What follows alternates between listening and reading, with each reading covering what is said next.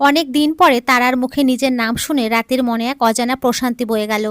তার সব রাগ যেন গলে পানি হয়ে গেল। হয়তো ভালোবাসার মানুষের সবকিছু স্পেশাল, ডাকটাও। কিন্তু তারার পরের কথা শুনে রাতের মাথায় আবার ধপ করে আগুন জ্বলে উঠল।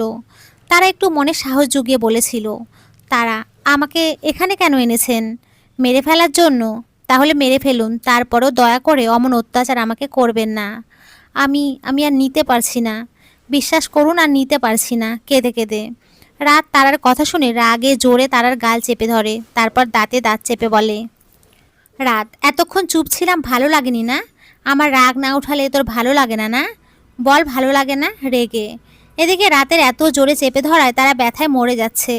মনে হচ্ছে যেন দাঁত ভেঙে মাড়ি ভেদ করে ভেতরে ঢুকে যাচ্ছে, যার জন্য প্রচণ্ড ব্যথা হচ্ছে। ব্যথায় তার চোখ দিয়ে আরও অশ্রু গড়িয়ে পড়ে। অশ্রুর যেন আজ পণ করেছে, তারা আজকে আর থামবে না, বিনা বিরতিতেই পড়ে যাবে। তারা, লাগছে আমার, ছাড়ুন। ব্যথায় কাতরাতে কাতরাতে। কিন্তু সেই দিকে রাতের কোনো খেয়াল নেই। রাগ যে তারা আজ বারবার মাথা চারা দিয়ে উঠছে। রাত, লাগছে না? আমারও লাগে, যখন কোনো ছেলে তোর সাথে কথা বলে, যখন কেউ তোকে নিয়ে বাজে কথা বলে। আর ওই স্বামীর থেকে দূরে থাকতে বলেছিলাম না তোকে? শুনিস নি কেন আমার কথা? বল, জবাব দে। রাগে জোরে চিল্লিয়ে। রাতের এমন চিল্লানিতে তারা ভয় পেয়ে যায়। সামনে সিংহ গর্জন করলে কেই বা ঠিক থাকতে পারে। তারা, বিশ্বাস করুন, আমি কথা বলিনি স্বামীর সাথে, উনি এসে গায়ে পড়ে কথা বলছিলেন। রাত, তাও তুই কেন ওকে তোর সাথে কথা বলার সুযোগ দিবি কেন? তারা, আমি দেইনি তো, আমি তো ওনাকে পাশ কাটিয়ে চলে গেছি। রাত, আচ্ছা মানলাম স্বামীর সাথে কথা বলে তোর দোষ নেই, কিন্তু তুই বাইরের খাবার খেতে গিয়েছিলিস কেন? তার উপরে আবার ঝাল। জানিস না তোর সমস্যা? কেন খেয়েছিস বল? এখন কিন্তু এটা বলিস না যে তোর বন্ধুরা জোর করে খাইয়েছে, কারণ আমি দেখেছি তুই নিজে খেয়েছিস। তারা, এখন কি বলি? যে করেই হোক আমাকে এখন এর থেকে ছাড়াতেই হবে। আল্লাহ রক্ষা করো এই মাসুমকে। আমি কি দোষ করেছি যে এই মাসুমের সাথে এমন করছো? এই জল্লাদ কেন সবসময় শুধু আমার সাথেই লাগে মনে মনে? রাত, বলছিস না কেন? তারা, আইডিয়া, মনে মনে। তারা ভ্যা ভ্যা করেই ছোট বাচ্চাদের মতো কান্না জুড়ে দিল। তারার কান্নায় রাতের কষ্ট হলো। রাত, একটু বেশি করে ফেলেছি তারার সাথে। ও তো আমার ব্যবহারের সাথে পরিচিত নয়। বেচারি বেশি ভয় পেয়ে গেছে। কিন্তু কি করব, ও যে কাজগুলো করে এমন রাগ যে উঠে যায়। যাই হোক, আগে ওকে সামলাই। আহারে আমার জানু কান্না করে, মুখের কি অবস্থা করেছে। বড্ড মায়া হচ্ছে মনে মনে। রাত, হোয়াট হ্যাপেন্ড কলি? ব্যথা পেয়েছো? বলো কোথায় ব্যথা পেয়েছো? তারা, ঢং, জুতো মেরে গরুদান করতে এসেছে। যত সব আজাইরা পাবলিক। মনে মনে। কিন্তু এরপর রাত যে কাজটা করলো তাতে তারা, এদিকে আহমেদ ভিলা। রায়ান আহমেদ, রাতের বাবা। অনি, অনি, কোথায় তুমি? অনি, অনিমা জাহান, রাতের মা। কি হয়েছে হ্যাঁ? এমন সারের মতো চেঁচাচ্ছ কেন হ্যাঁ? বিরক্তি নিয়ে। রায়হান, কি বললে তুমি? আমি সার? অনিমা, মা, আমি কখন বললাম? তুমি তো মাত্র নিজেকে নিজে সার বললে। ডোন্ট কেয়ার ভাব নিয়ে। রায়হান, আমি যদি সার হই তাহলে তুমি, তুমি হলে গাভী। অনিমা, কি কি বললে তুমি?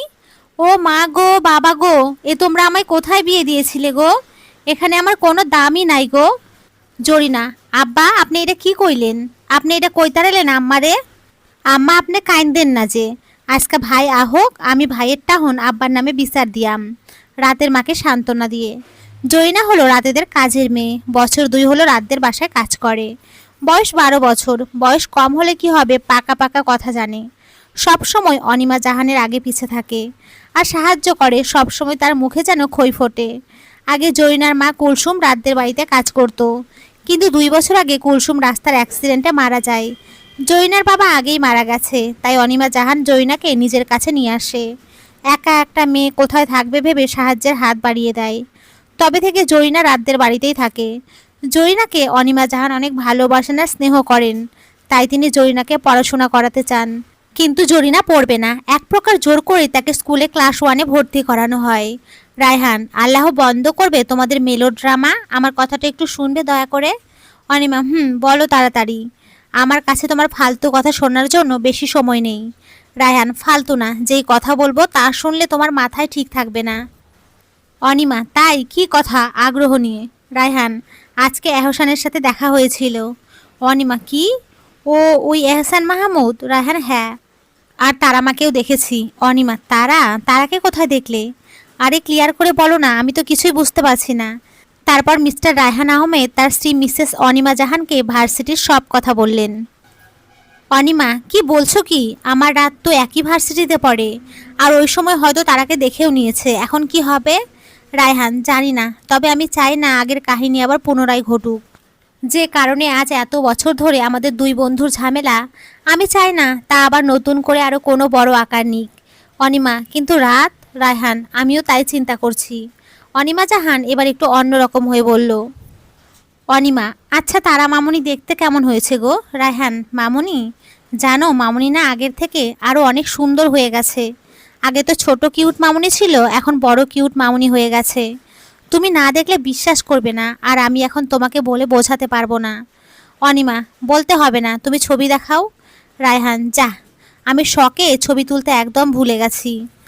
অনিমা, এটা কোনো কাজ করলা? বেডা আবুলের সাথে বিয়ে দিয়েছে আমার বাবা আমারে। রায়হান, আরে আরে অনি, এতক্ষণে অনিমা জাহান চলে গেছেন।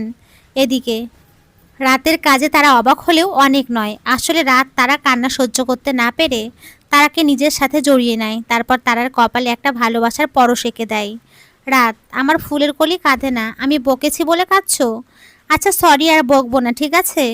কিন্তু তোমাকেও আমার কথা শুনতে হবে। তুমি তো জানোই আমার রাগটা একটু বেশি। তাহলে কেন রাগ ওঠাও? আর কাঁদে না, চোখ মুছে, বলে নিজের হাত দিয়ে মুছে দিলেন। তারা অবাক হয়ে রাতের কথা শুনছে আর কাজ দেখছে।